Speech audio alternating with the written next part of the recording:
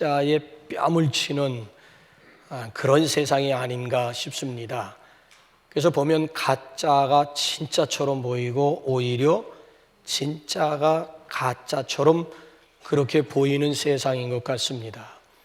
저 중국 쉔젠을 일컬어 짝퉁 천국이라고 부르지 않습니까?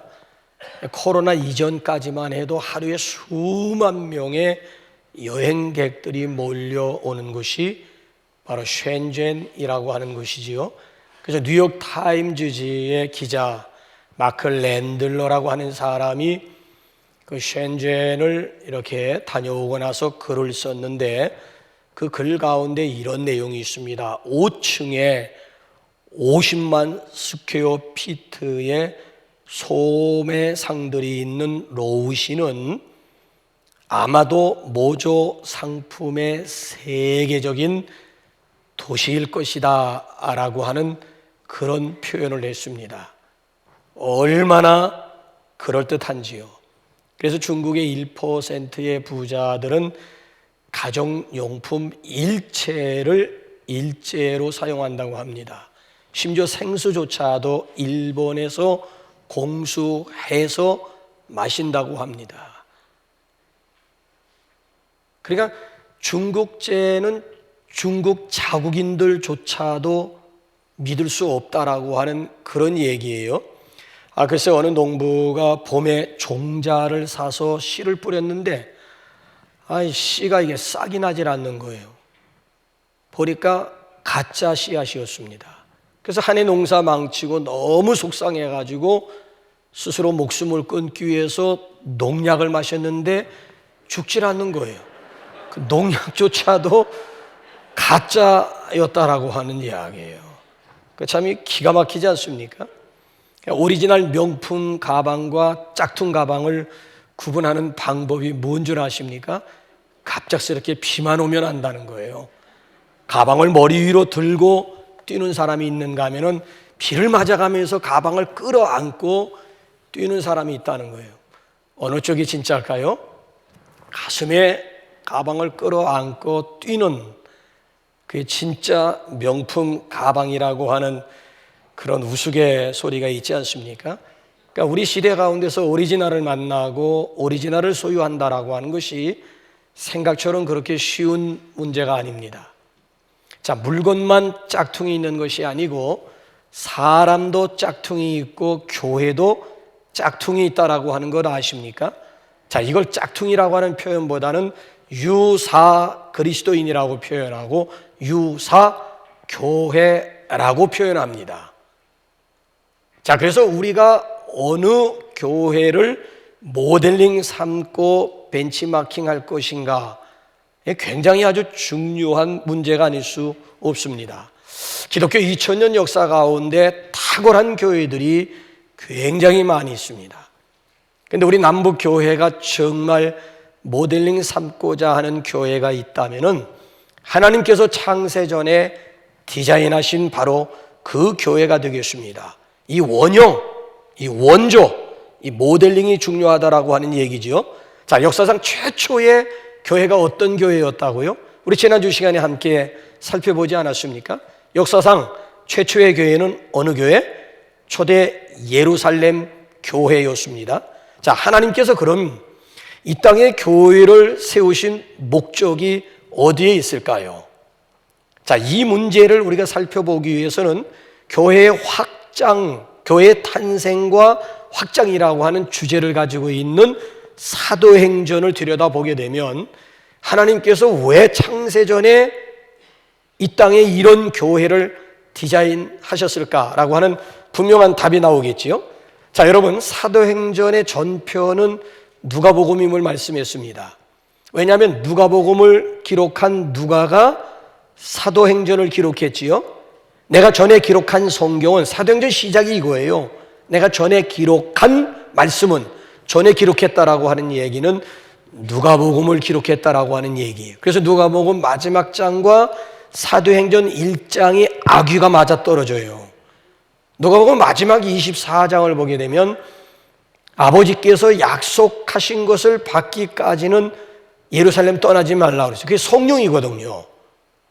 성령을 받기까지는 절대 예루살렘을 떠나지 마라.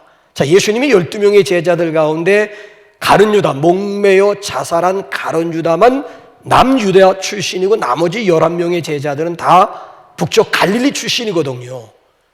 그러니까 유대인의 명절을 지키기 위해서 지금 유대 예루살렘에 왔는데 그 제자들을 향해서 아버지가 약속한 것을 받기까지는 예루살렘을 떠나지 말라는 거예요. 자, 아버지가 약속한 것이 성령이라고 그랬잖아요. 자, 그래서 예수님의 제자들은 예수님의 분부의 말씀대로 예루살렘을 떠나지 않고 기도에 전혀 힘쓰는 가운데 드디어 예수님께서 승천하신 지 10일 만에, 정확하게 10일 만, 부활 후 50일째니까 승천 후 10일 만에 구약에 예언된, 약속된 성령을 받았습니다. 아주 불같은 성령, 바람 같은 성령을 받았습니다. 그래서 결과적으로 보게 되면은 120명의 문도가 성령 충만함을 받으면서 비로소 교회가 응항하면서 역사상 최초의 교회가 탄생을 했는데 그 교회가 바로 예루살렘 교회였다라고 하는 거예요. 성부 하나님이 창세전에 디자인하셨고 예수님이 십자가에 피 흘려, 그렇죠? 그렇잖아요. 피 흘려 몸된 교회를 세우신, 또 성령의 기름 부으심과 함께 신약 교회가 탄생하게 된 것이지요. 자, 그러면 교회를 세우신 목적이 어디에 있을까요? 자, 우리 한번 사도행전 한번 1장 우리 가기 전에 여기 보게 되면 한번 사도행전 1장 한번 볼까요? 우리 지난주 시간에 참석하지 않은 분들에서 한번 볼까요? 시작. 오직 성령이 너희에게 임하시면 너희가 권능을 받고 예루살렘과 온 유대와 사마리아와 땅 끝까지 이르러 내 증인이 되리라 하시니라. 자, 예수님께서 승천하셔서 성령을 보내주신 목적이 뭡니까? 성령이 너에게 임하시면 내 증인이 되리라. 증인 공동체. 그러니까 예수 복음을 증거하기 위해서 이 땅에 이제 교회를 세워주셨다라고 하는 얘기지요. 자, 이렇게 해서 예루살렘 교회가 초창기만 해도 정말 하나님이 디자인하신 교회요, 교회 본래의 목적대로 쓰임받는 공동체였습니다. 자, 그래서 한번 예루살렘 교회가 초창기에 어떻게 두 날개 비전을 실현했는지 한번 우리 사도행전 2장 46절 한번 다시 한번 복습 한번 해볼까요? 시작. 날마다 마음을 같이하여 성전에 모이기를 힘쓰고 집에서 떡을 떼며 기쁨과 순전한 마음으로 음식을 먹고 성전과 가정, 소그룹과 대그룹, 모이는 교회와 흩어지는 교회가 균형을 이루게 되고 조화를 이루게 되므로 비상하는 교회였다라고 하는 얘기예요. 자, 2장이 아니고 이제 5장 한번 42절 다시 한번 더 가보세요. 시작. 그들이 날마다 성전에 있든지 집에 있든지 예수는 그리스도라고 가르치기와 전도하기를 그치지, 성전에 있든지 대그룹 아니면 집에 있든지 소그룹 예수가 메시아여 예수가 그리스도이심을 가르치는 것과 전도하는 것을 그치지 아니했다라고 분명히 강조합니다. 모이기만 하면 뜨겁게 기도하면서 하나님을 예배하고 흩어지기만 하면 예수 복음을 증거했다는 거예요. 그래서 결과적으로 보게 되면은 초대교회는 하루에 회개하고 돌아오는 사람들, 세례받는 사람들이 3,000명, 그 뒤에 보게 되면 5,000명까지 늘어나게 되었다는 거예요. 그러니까 폭발적인 성장을 가져오게 되는 것이죠. 자, 교회 안에 숫자가 많아지다 보니까 문제가 생기게 된 거예요. 그 문제가 뭔가 하면 두드러진 문제는 헬라파와 히브리파 간의 갈등이 벌어지게 된 거예요. 특별히 이 구제 문제와 관련해서 갈등이 표면화가 되고 문제가 표출되게 되었다라고 하는 얘기지요. 그래서 그 문제를 해결하기 위해서 제도가 생겼는데 그게 바로 일곱 집사 제도였다라고 하는 거예요. 교회 문제를 해결하기 위해서 제도를 도입을 했는데 결과적으로 보게 되면은 교회가 조직과 제도에 매이면서부터 본질이 희석되기 시작했다라고 하는 얘기예요. 여러분, 교회는 조직이 아닙니다. 교회는 제도가 아닙니다. 제도가 많이 생기고 조직이 많이 생긴다라고 하는 거 결코 바람직한 현상은 아닙니다. 왜? 초대교회가 제도가 생기기 전, 조직이 생기기 전까지만 해도 본질에 충실했거든요. 본질에 목숨을 걸었거든요. 근데 이게 제도가 생겨나고 제도가 확대되고 하면서부터 서서히 하나님이 이 땅에 세우신 교회 본래의 목적을 잃어버리기 시작하고, 분명히 하나님이 디자인하신 교회는 두 날개 비전입니다. 모이는 교회와 흩어지는 교회. 근데 제도가 생기고 조직이 생기면서부터 모이는 데 집중하게 된 것이고, 결국 흩어지는 기능이 상대적으로 약하게 되었다는 거예요. 그래서 하나님께서 비상수단을 사용하셨습니다. 자, 흩어지는 기능이 이게 약화되기 때문에 하나님이 강제적으로 흩어지기 위해서 히든 카드를 사용하셨는데, 그 비상수단이 뭐였다고요? 8장 1절 한번, 지난주에 안 오신 분들을 위해서 시작. 그날에 예루살렘에 있는 교회에 큰 박해가 있어 사도 외에는 다 유대와 사마리아 모든 땅으로 흩어지니라. 자, 모이는 데 집중하는 예루살렘 교회를 하나님이 강제로 흩으시는 방법이 뭐라고요? 큰 박해, 큰 핍박. 그래서 결국 모든 땅으로 흩어진 성도들이 흩어진 곳에서 뭐 했다는 얘기지요? 자, 8장 4절 또 한번 복습 한번 해보세요. 시작. 그 흩어진 사람들이 두루 다니며 복음의 말씀을 전할세. 흩어진 사람들이 흩어져서 뭘 했다는 얘기예요? 복음을 전했다는 거예요.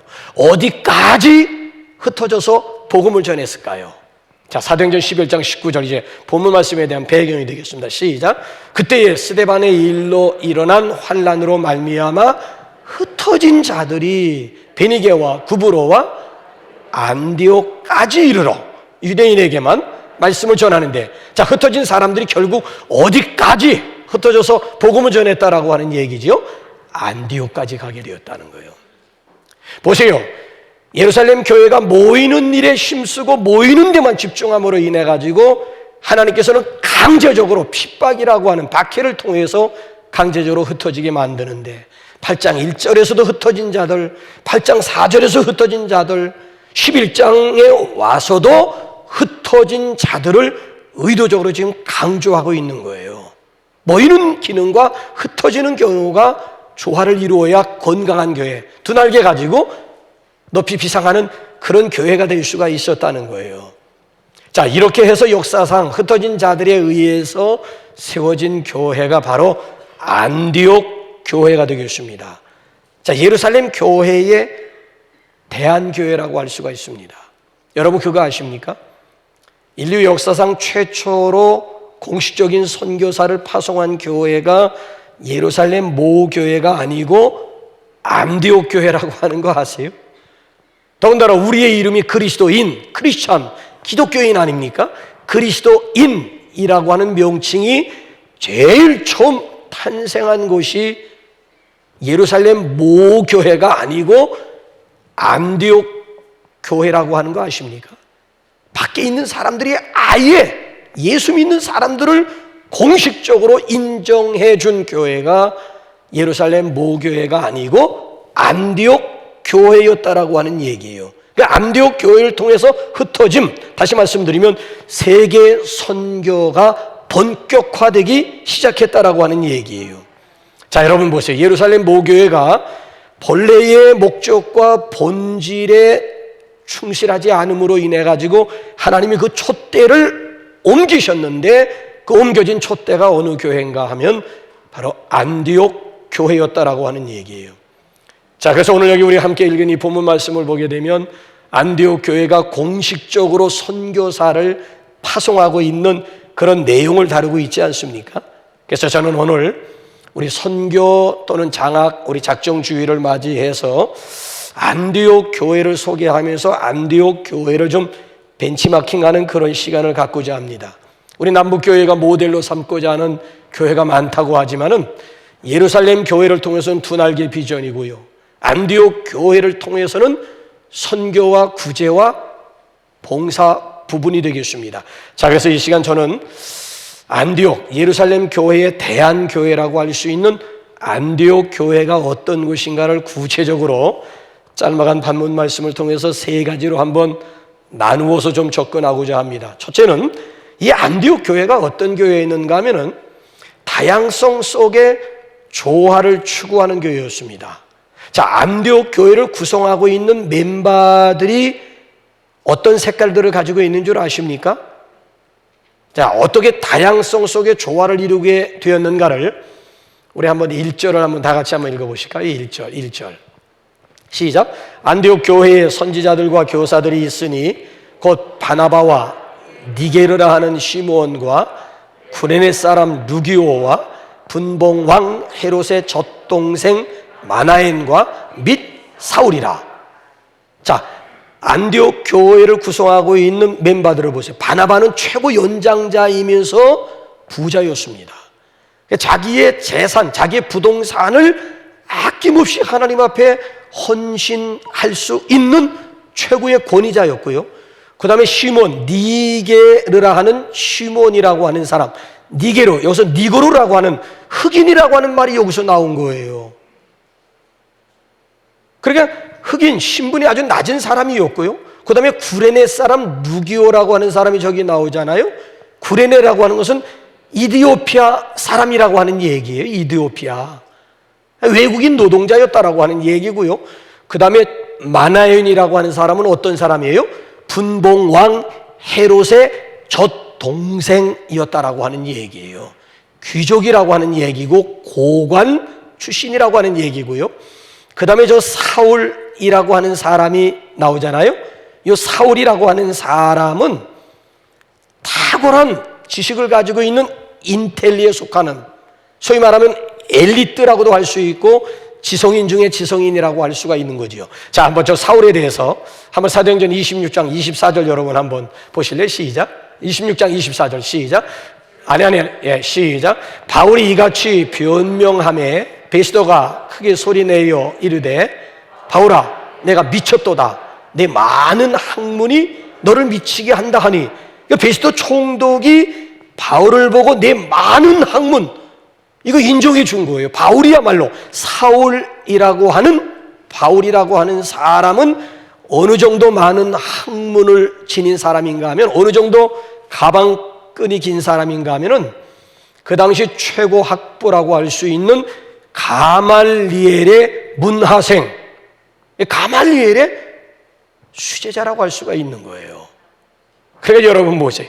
여기 지금 안디옥 교회는 여러 가지 지역, 여러 인종, 여러 계층들이 모여서 공동체를 이룬 그야말로 7색깔 무지개와 같은 그런 교회였다라고 하는 얘기. 더군다나 이 안디옥 교회는 엄청난 세대 차이가 존재합니다. 여기 나와 있는 이 5명의 이름을 보게 되면 가나나 수는 아니잖아요. 이게 나이 순이라고 하는 얘기예요. 최고 연장자가 바울이었고요. 그 다음에 최소층이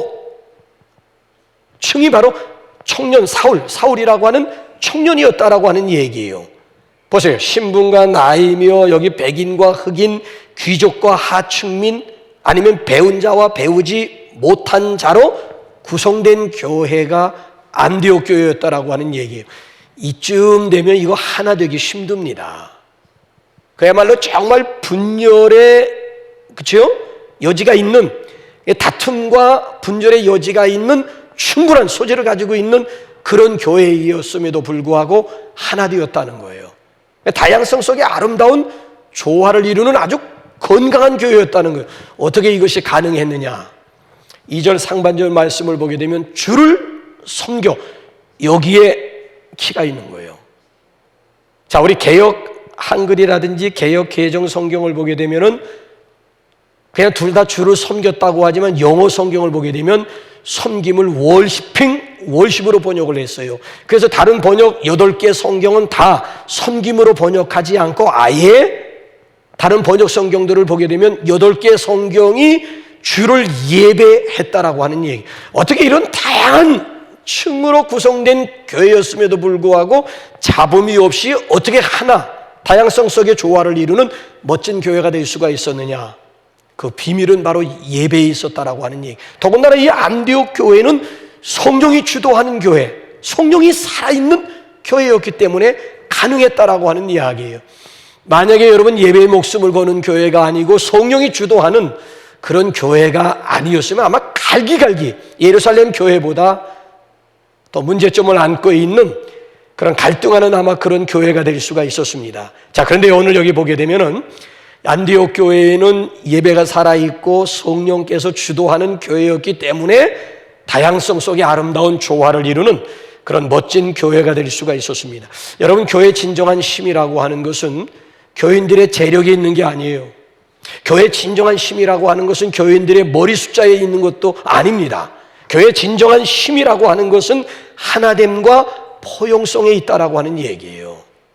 얼마나 이런 다양한 사람들을 수용할 수가 있고 품을 수가 있느냐, 어떻게 그들에게 관용을 베풀 수가 있느냐. 그래서 힘의 원리라고 하는 것은 일직선에 있다고 하지 않습니까? 그러니까 이 안디옥 교회는 다양한 계층에 있는 사람들을 다 포용할 수가 있고 수용할 수가 있고 그들에게 관용을 베풀 수가 있었다라고 하는 이야기예요. 그래서 우리 한번 이 시간 저를 좀 따라해 주시기 바랍니다. 주여, 우리 교회가 하나 되어 한 영혼을 품는 그런 교회가 되게 하소서. 그렇습니다. 이 안엔 다양한 사람들이 들어와서 적응할 수 있는, 우리가 다양한 사람들을 향해서 마음의 문을 열고 그들을 웰컴할 수 있는, 그리고 품어줄 수 있는, 그리고 공동 우리 목적을 향해서 함께 나갈 수 있는 그런 우리 건강한 교회가 될 수 있기를 주님 앞에 소원을 해봅니다. 그래서 여기 보면 다양성 속에 조화를 이루는 교회고요. 자, 두 번째는 본질이 살아있는 교회였습니다. 여러분들은 교회의 본질이 무엇이라고 생각하십니까? 교회의 본질은 다른 데 있지 않아요. 그게 전도요, 그게 선교입니다. 자, 그러면 전도와 선교의 차이는 어디에 있을까요? 예수 복음을 전하는 건 똑같잖아요. 전도도 예수 복음을 전하는 것이고 선교도 예수 복음을 전하는 것이잖아요. 그런 그 차이점이 어디에 있을까요? 자, 같은 문화권에 있는 사람들에게 복음을 전하면 그 전도라고 얘기를 하고, 타 문화권에 있는 사람들에게 복음을 전하면 그걸 선교라고 구분을 해요. 아주 쉬운 방법입니다. 동질 문화권이냐 아니면 타 문화권이냐, 대상에 따라서 전도가 될 수도 있고 선교가 될 수 있습니다. 자, 그런데 예루살렘 교회는 유대인 중심의 교회고 안디옥 교회는 이방인 중심의 교회입니다. 그러니까 예루살렘 교회는 전도 지향적인 전도 중심의 교회였다라고 한다면은 안디옥 교회는 선교 지향적인 선교 중심의 교회였다라고 말씀을 드릴 수가 있어요. 자, 그러면 또 한 가지 질문. 선교의 정의는 뭘까요? 자, 선교의 중요성이 어디에 있을까요? 자, 이제 우리 한번 2절 한번 우리 다 같이 한번 읽어보실까요? 2절 시작. 주를 선교 금식할 때에 성령이 이르시되 내가 불러 시키는 일을 위하여 바나바와 사울을 따로 세우라 하시니. 자, 선교가 뭐예요? 내가 불러 시키는 일. 그래서 선교가 어느 정도 중요한가 하면 성령님이 직접 불러서 시키는 일이 이게 바로 선교라고 하는 거예요. 그러니까 선교의 주체는 성령님이라고 하는 거예요. 자, 우리 한번 다시 한번 여러분 사도행전 1장 8절 한번 다시 한번 여러분 보세요. 시작. 오직 성령이 너희에게 임하시면 너희가 권능을 받고 예루살렘과 온 유대와 사마리아와 땅끝까지 이르러 내 증인이 되리라.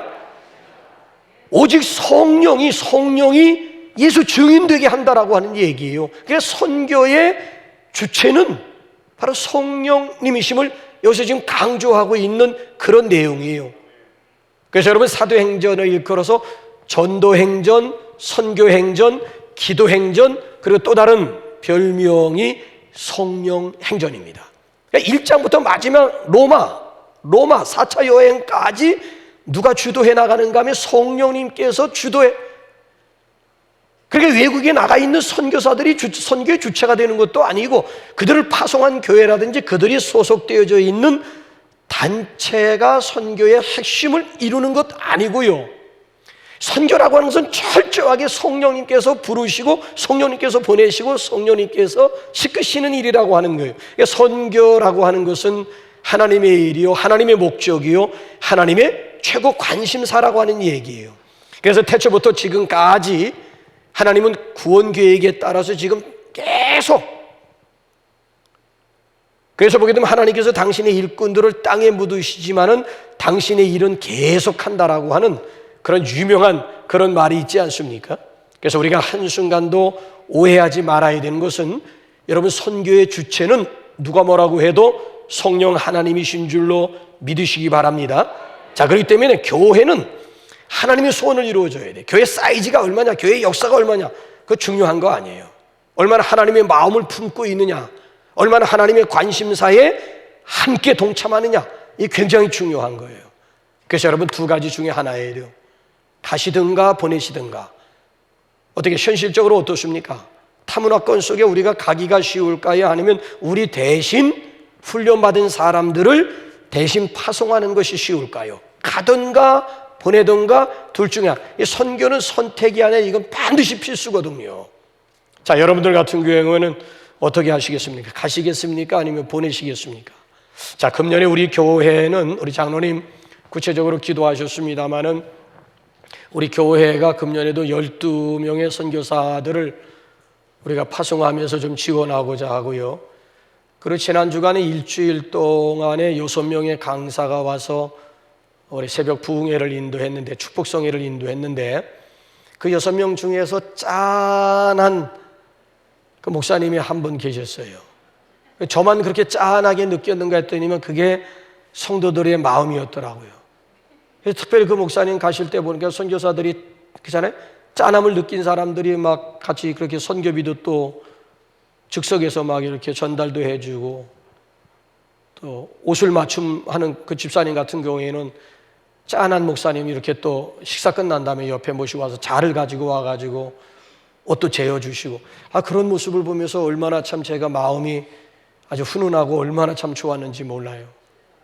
근데 여러분, 다섯째 날 왔던 그 목사님보다 더 짠한 교회가 있고 더 짠한 목회자들이 우리 지방 내에 109개 교회 가운데 과반수 이하가 미자리 교회에, 미안하지만 교회 숫자는 전국 지방회 중에서 서울 서지방회가 제일 많아요. 109개 교회가 지방 내에 있다고 하지만은 과반수 이하가 다 미자리 교회, 미자리 교회.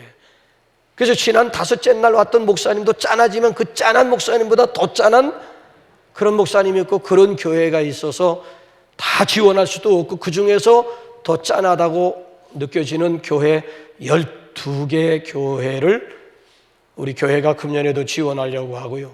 그리고 기관을 통해서 또 선교하는 데가 있지 않습니까? 그래서 14개 기관을 우리 교회가 지원하려고 그렇게 생각하고 있습니다. 그래서 여러분들이 금년에 차 한 잔만 손해보시면 되는 거예요. 매달, 그래 내가 매달 마시는 차 요즘 차값 보니까 커피값도 7,000원, 8,000원, 막 보통 6,500원, 보통 5,500원 이상이 되는 것이지 그 밑에 되질 않더라고요. 그러니까 한 달에 내가 차 한 잔만 내가 덜 마신다, 아니면 양보한다, 내가 미자립이라든지 아니면 선교사님들을 위해서 내가 한 달에 차 한 잔만 내가 좀 아끼고 손해본다라고 하면 누구든지 다 마음만 먹으면 얼마든지 참석할 수 있습니다. 전 여유가 있는 분들은 저처럼 한 49자 정도 그냥 뭐 그렇게 작정해가지고 하시는 분 있으면 좋고, 그렇게 못한다 할지라도 내 수준으로 차 한 잔 정도는 내가 미자립 짠한 그런 우리 목회자들을 위해서, 아니면 우리 내 대신 타문화권 속에 나가 있는 선교사들을 위해서 내가 한 달에 차 한 잔 정도는, 식사 한 끼 정도는 내가 그분들을 위해서 절제하겠노라고 하는 이런 마음, 이런 관심만 있으면 얼마든지 우리 교회가 어렵지만은 더 어려운 교회, 더 어려운 그런 우리 목회자들을 위해서 얼마든지 우리가 선교하면서 후원할 수 있지 않겠습니까?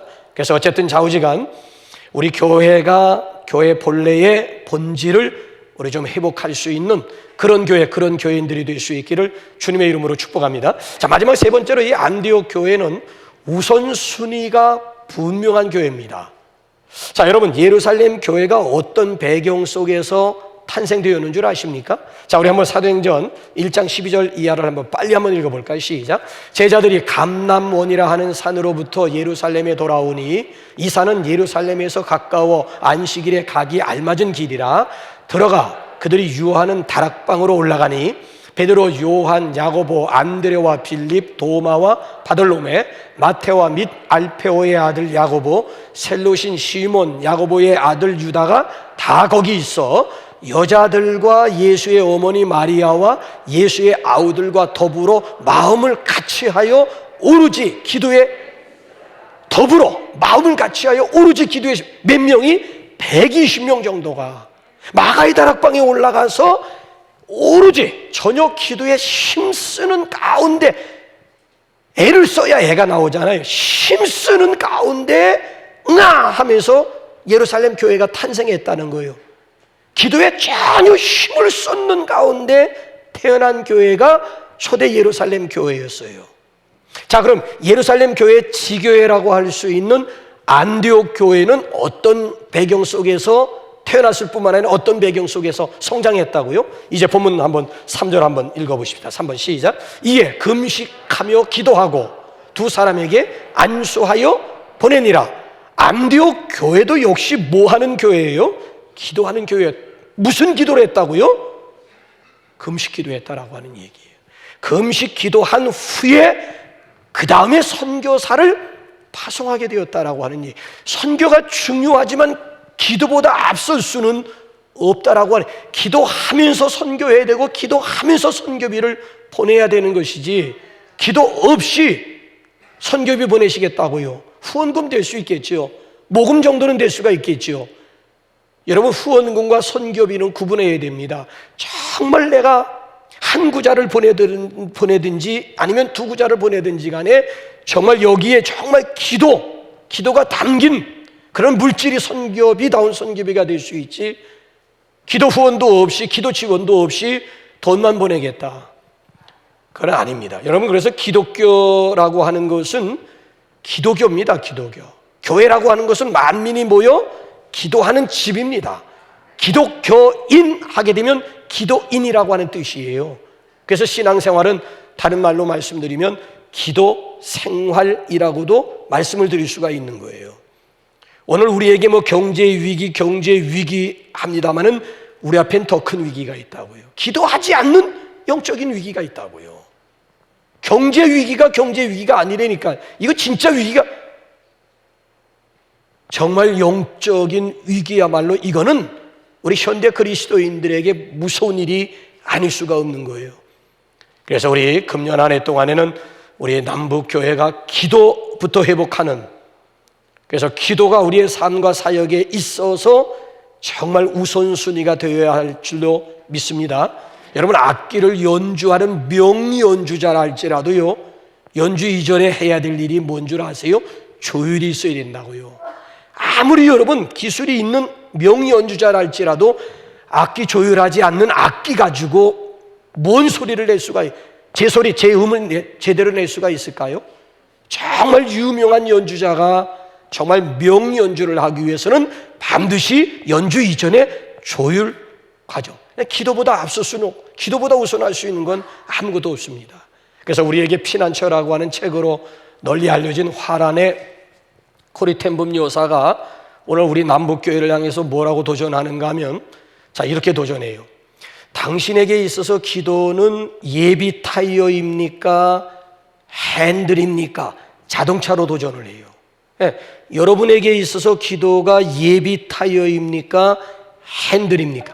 여러분, 이 스페어 타이어라고 하는 것은 트렁크 속에 처박혀 있다가 펑크가 날 때만 꺼내서 임시적으로 쓸 수 있는 것이 스페어 타이어예요. 타이어가 펑크 나지 않는 한 트렁크 속에 처박혀 있는 타이어를 끄집어낼 이유가 없는, 문제가 터져야 되고 타이어가 터져야만 스페어 타이어가 필요한 거예요. 그러니까 여러분들에게 있어 기도라고 하는 것이 문제가 터졌을 때 울고불고 하는 그런 스페어 타이어가 되고 있느냐, 아니면 자동차 딱 앉기만 하면 운전대를 잡는, 운전대 놓을 수 없잖아요. 여러분, 요즘 자동차가 참 AI 기능이 있는지요, 참 신기하네. 뭐 자율주행, 자율운행, 뭐 그걸 실감하지 못했는데 우리 교회 스타리아 그 봉고차 하나 새로 들어왔잖아요. 그걸 제가 운전하면서 쏠림 현상이 있는지 한번 알기 위해서 길이 똑바르길래 그래서 이거 핸들을 놓고 제가 가려고 이렇게, 왜 혹시 쏠림 현상이 있는가 해서 한번 테스트 한번 해보기 위해서 손을 뗐더니만 이놈이 메시지가 뜨는 거예요. 당장 핸들 잡으라고. 내가 지금 핸들에서 손을 뗐는지 이놈이 어떻게 기계가 어떻게 알고 핸들 잡으라는 거야. 야, 이 자동차가 굉장히 이게 똑똑해졌구나. AI 기능. 앞으로 뭐 운전기사 없이도 그냥 자율적으로 그냥 운행할 수 있는 그런 시대가 진짜 오겠구나 싶은. 게다가 또 이 화면이 얼마나 큰지, 이 내비녀는 이 얼마나 막 잔소리를 해야 됐었는지 시끄럽게 막. 그래, 나로 하여금 방심하지 못하게 만드는 거예요. 목적지까지 나를 데려가기 위해 가지고 계속 막 잔소리 해야 됐었고. 그래, 여러분 보세요. 핸들이라고 하는 것은, 운전자가 딱 타는 순간 핸들이라고 하는 것은 놓을 수가 없는, 핸들의 방향에 따라서 차가 움직이게 되어줘요. 핸들을 내가 어디로 트느냐에 따라 이 몸집 큰 자동차가 그리로 움직이게 되는 거예요. 그러니까 우리 신앙생활 가운데서 기도가 예비 타이어입니까? 핸들입니까? 이걸 지금 묻고 있는 거예요. 여러분 어떻습니까? 신앙생활 가운데 기도가 여러분의 목적이 되고 있습니까? 아니면 수단이 되고 있습니까? 여러분 삶 가운데서 기도가 최선의 자리에 있습니까? 아니면 차선의 자리로 밀려 있습니까? 그래서 우리가 금년 한 해를 시작하면서 잃어버린 우리 기도, 우리가 한번 다시 한번 손을 놓았던 기도 핸들 한번 좀 다시 한번, 놓았던 기도의 줄 우리가 다시 한번. 그래서 여러분들의 기도의 줄이 정말 팽팽하게, 연 날려보신 분들 아시지요? 정말 하늘 쳐다보지 않아도 기도의 줄만 딱 잡으면 내 주님 지금 하늘 창공을 향해서 높이 지금 날아오르고 있는지, 아니면 비실비실하면서 지금 땅에 이미 추락했는지는 기도의 줄만 딱 잡아보기만 하면 벌써 감히. 낚시는 손끝맛이라고 하지만 연도 마찬가지잖아요. 낚시만 손끝맛이 있는 게 아니라고요. 정말 내 기도의 줄이 정말 위를 향해서 지금 비상하고 있는지, 아니면 지금 기도의 줄이 빙글빙글 지금 돌다가 떨어지기 일보 직전인지, 아니면 이미 벌써 기도가 식어 있는지. 한국교회 부흥은 기도의 힘이라고 하잖아요. 더군다나 새벽기도, 철야기도, 이건 한국이 원조라고 얘기하잖아요. 그래서 지금 이 새벽기도가 세계에 지금 수출이 돼가지고요, 원조들은 지금 시들시들해가지고 교회가 생명력을 잃어버리고 사회의 목소리조차도 낼 수 없는 머리 깎인 삼손 짝이 돼버리고 말았는데, 오히려 우리나라에서 수출한 새벽기도라든지 철야기도가 외국에 나가가지고 오히려 지금 불란서에서도 지금 다시 지금 복음적인 교회가 지금 부흥을 일으키고 있다라고 하는 지난주 신문을 보면서, 제3세계가 지금 기도 부흥을 일으켜서 지금 어려운 가운데서 다시 좀 으쌰으쌰 하면서 일어나고 있다라고 하는 이런 소식을 접하면서 원조들이 이제는 다시 정신 차려야 되겠구나. 그래서 우리가 잃어버렸던 우리 기도, 우리 다시 우리 회복을 해가지고, 우리 특별히 우리 남북 공동체는 기도 우선순위를 회복해가지고 하나님이 기뻐하시는 건강한 교회, 바로 하나님이 디자인하신 바로 그 교회로 성장해서 우리 하나님의 교회, 하나님의 나라가 잘됨과 같이 저와 여러분들의 범사가 잘 될 수 있기를 주님의 이름으로 축원합니다. 우리 이 시간 찬양 505장 찬양